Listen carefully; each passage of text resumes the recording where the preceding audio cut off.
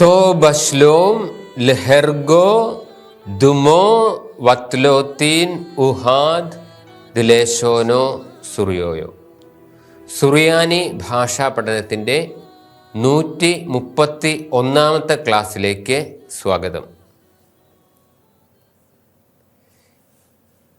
വ്യാകരണ പദാവലി, അത് പൗരസ്ത്യ സുറിയാനിയിലുള്ള ഗ്രമാറ്റിക്കൽ ടേമുകളുടെ സുറിയാനി പേരുകളാണ് ഇന്നത്തെ ക്ലാസ്സിൻ്റെ ഉള്ളടക്കം. ഹെഗിയാന, പ്രൊനൗൺസിയേഷൻ, ഉച്ചാരണം എന്നുള്ളതിൻ്റെ സുറിയാനി വാക്കാണ് ഹെഗിയാന. നമ്മൾ അക്ഷരമാല പഠിച്ചതാണ്. ആലപ്പിന് ഹെഗിയാന ഇല്ല. ബേസിന് ബ, വ്, മ്പ്, അങ്ങനെ പലതരം ഹാർഡായിട്ടുള്ളതുണ്ട്, സോഫ്റ്റായിട്ടുള്ളതുണ്ട്, ഇരട്ടിപ്പുണ്ട്, അങ്ങനെ പലതരം ഉച്ചാരണങ്ങളുണ്ട്. അപ്പോൾ ഉച്ചാരണം എന്നുള്ളതിൻ്റെ വാക്കാണ് ഹെഗിയാന. ഇനി ഇരട്ടിപ്പ്, ഡബിളിങ്, അപ്പി പൂസ. അപ്പി പൂസ. എപ്പോഴാണ് സാധാരണ അക്ഷരങ്ങളെ ഇരട്ടിച്ച് ഉച്ചരിക്കുന്നത്? ആ എന്ന ഷോർട്ട് വവ്വലിന് ശേഷം വരുന്ന സ്വരമുള്ള അക്ഷരം ഇരട്ടിച്ച് ഉച്ചരിക്കുന്നു. നമ്മൾ കണ്ടതാണ് ഗംബ, ദപ്പ, റംബ. ആ എന്ന ഹ്രസ്വസ്വരത്തിന് ശേഷം വരുന്നതാണ് സ്വരമുള്ള അക്ഷരങ്ങളാണ് ഡബിൾ ചെയ്യുന്നത്. അതുപോലെ തന്നെ എ എന്ന ഹ്രസ്വസ്വരത്തിന് ശേഷം വരുന്ന സ്വരമുള്ള അക്ഷരവും ഇരട്ടിക്കും. എമ്മ, മെല്ലെ, എന്താന. എ എന്ന ഹ്രസ്വസ്വരത്തിന് ശേഷം വരുന്നുള്ള സ്വരമുള്ള അക്ഷരങ്ങൾ ഇരട്ടിക്കുന്നു. ഇനി ഒരു പദത്തിൽ ഒരു അക്ഷരം തന്നെ അടുപ്പിച്ചു വരുമ്പോൾ ഇരട്ടിച്ച് ഉച്ചരിക്കും. ഗല്ലേ, സമ്മാനേ. ലാമത് അടുപ്പിച്ചു വന്നിരിക്കുന്നു, രണ്ടാമത്തെ വാക്കിൽ മീമ് അടുപ്പിച്ചു വന്നിരിക്കുന്നു. അപ്പോൾ അത് ഇരട്ടിച്ച് ഗല്ലേ, സമ്മാനേ. ഇനി രണ്ട് വാക്കുകൾ ഒന്നിച്ച് ഒറ്റ വാക്കായിട്ട് ഉച്ചരിക്കും. അതാണ് അസീമിലേഷൻ. ബിലാ അ, ബ് ലാ ആ, ബ് ലാ ആ എന്നാണ് ഇതിനെ സുറിയാനി പറയുന്നത്. ഒരേ സ്വരസ്ഥാനം ഉപയോഗിച്ച് ഉച്ചരിക്കുന്ന രണ്ടക്ഷരങ്ങൾ തുടർച്ചയായിട്ട് വരുമ്പോൾ അത് ഇരട്ടിച്ച് ഉച്ചരിക്കും. ഏത്ത, ഹസ്സ, ശത്തോൻ. ഇനി ഒരക്ഷരം ഉച്ചരിക്കാതിരിക്കുന്നുണ്ടെങ്കിൽ ഒക്കൽട്ടേഷൻ, അതാണ് ഹൂപ്പായ. ഹൂപ്പായ, അതിനൊരു വരയിടും. അത് ഉച്ചരിക്കണ്ട എന്ന് സൂചിപ്പിക്കാൻ മുകളിൽ ചെരിഞ്ഞൊരു വരയിടും. ലീനിയ ഒക്കുൾട്ടാൻസ് എന്ന് പറയും അതിന്. നാശ, ആലപ്പിൻ്റെ മുകളിലെ വര ആണ് ഹൂപ്പായ. ആസീൻ, ലാമതിൻ്റെ മുകളിലെ വരയാണ്. യൂദായ, ഹേയുടെ മുകളിൽ. മുദീത്ത, നൂനിൻ്റെ മുകളിൽ. അക്ദ, ഹേസിൻ്റെ മുകളിൽ. ബസ്, റേഷിൻ്റെ മുകളിൽ. ഇങ്ങനെ 6 അക്ഷരങ്ങളുടെ മുകളിലാണ് ഈ ഹൂപ്പായ ഇടുന്നത്. ഇത് ഒന്നിച്ച് സ്വരം ചേർത്ത് ആലാഹ, നാഹാർ എന്ന് പറയാവുന്നതാണ്.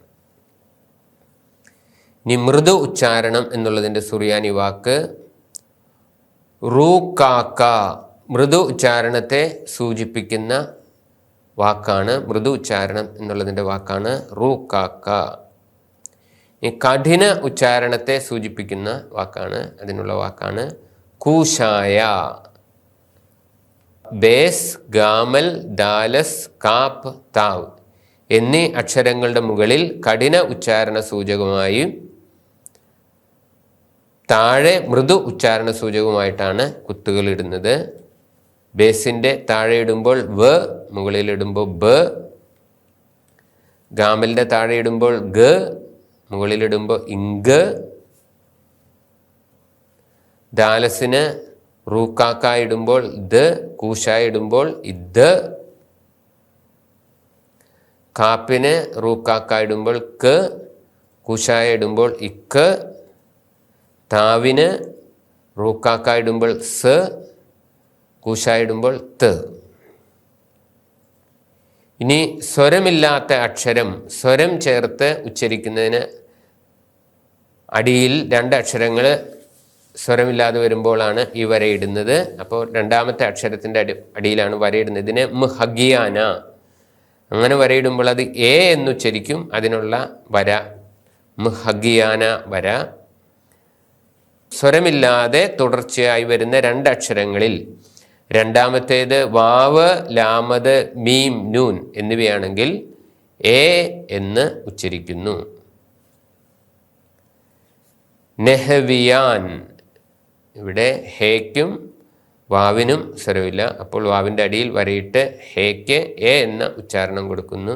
നെഹവിയാൻ. സാകെൽ വാസ. മുഹഗിയാന വര ലാമതിൻ്റെ അടിയിലാണ്. ഇവിടെ മുഹഗിയാന വര മീമിൻ്റെ അടിയിലാണ്. ഹേക്കംസ. നൂനിൻ്റെ അടിയിലാണ് മുഹഗിയാന വര. മ ഹെനിയാന. മ ഹെനിയാന. ഈ 4 അക്ഷരങ്ങൾ വാവ്, ലാമത്, മീം, നൂൻ, വൽമാൻ എന്ന് സ്വരം ചേർത്ത് ഒറ്റയക്ഷരമായി പറയാം. ഇനി മുഹഗിയാന ആ എന്ന് ഉച്ചാരണത്തെ സൂചിപ്പിക്കാൻ വരും. സ്വരമില്ലാതെ തുടർച്ചയായി വരുന്ന അക്ഷരങ്ങളിൽ രണ്ടാമത്തേത് ആലപ്പ്, ഹേ, എ, റേഷ് എന്നിവയാണെങ്കിൽ ആ എന്നാണ് ഉച്ചരിക്കേണ്ടത്. ഇവിടെ മുഹഗിയാന വര ആലപ്പിൻ്റെ അടിയിലാണ്. ഏസാക്കേൽ. ഏസാക്കേൽ. മ് നഹ്റാന. ഹേയുടെ അടിയിലാണ് മുഹഗിയാന വര. മനഹ്റാന. തറയാസ. എയുടെ അടിയിലാണ് മുഹഗിയാന വര. മഹർമാന. റേഷിൻ്റെ അടിയിലാണ് ഹഗിയാന വര. ഇനിയും സ്വരമില്ലാത്ത അക്ഷരം സ്വരമില്ലാതെ തന്നെ ഉച്ചരിക്കുന്നതിനുള്ള വര, അതിൻ്റെ പേരാണ് മർഹ്ഥാന. മർഹ്ഥാന. അതായത് അതിൻ്റെ സ്വാഭാവിക ഉച്ചാരണത്തെ സൂചിപ്പിക്കാനുള്ള മർഹ്ഥാന വര. ഇപ്പം 2 അക്ഷരങ്ങൾ തുടർച്ചയില്ലാതെ സ്വരമായി വരികയും രണ്ടാമത്തെ അക്ഷരം ഈ പറയുന്ന എ, മീം, ലാമത്, യോദ്, നൂൻ, വാവ്, ഹേ, റേഷ്, ആലപ്പ് ഇവയിലേതെങ്കിലും ഒന്നായിട്ട് വരികയാണെങ്കിലാണ് ഇങ്ങനെ ഉച്ചരിക്കേണ്ടത്, സ്വാഭാവികമായിട്ട് ഉച്ചരിക്കേണ്ടത്. അതിൻ്റെ ഉദാഹരണമാണ്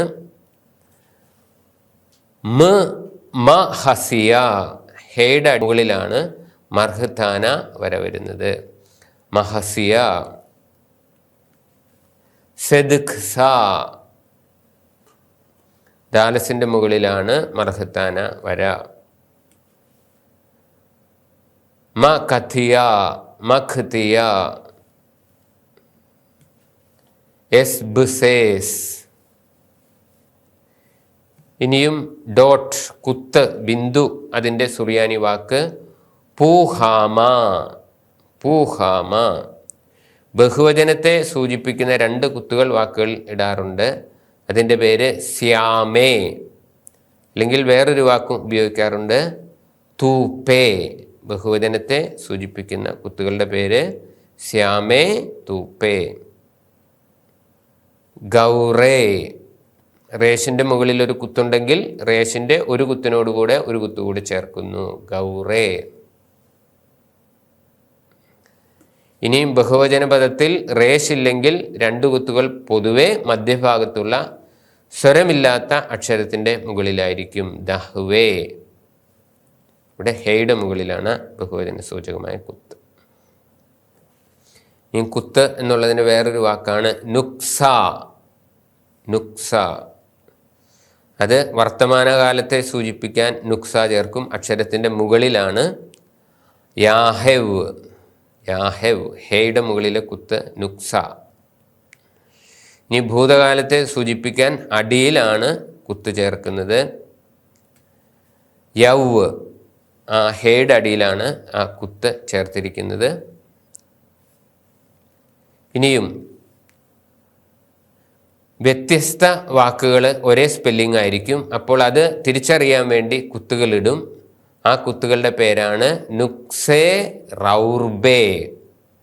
നുക്സേ റൗർബേ.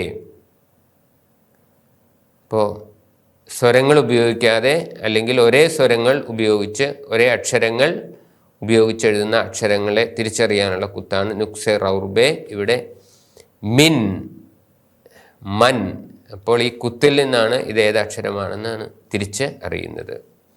അപ്പോൾ ഇന്നത്തെ ക്ലാസ്സിൽ നമ്മൾ കണ്ടത് ഈ ഈസ്റ്റ് സിറിയക്കിലെ ഗ്രമാറ്റിക്കൽ ടെർമിനോളജികളുടെ സുറിയാനി പേരുകളാണ്. എല്ലാവർക്കും വളരെയധികം നന്ദി. തൗദി സംഗി.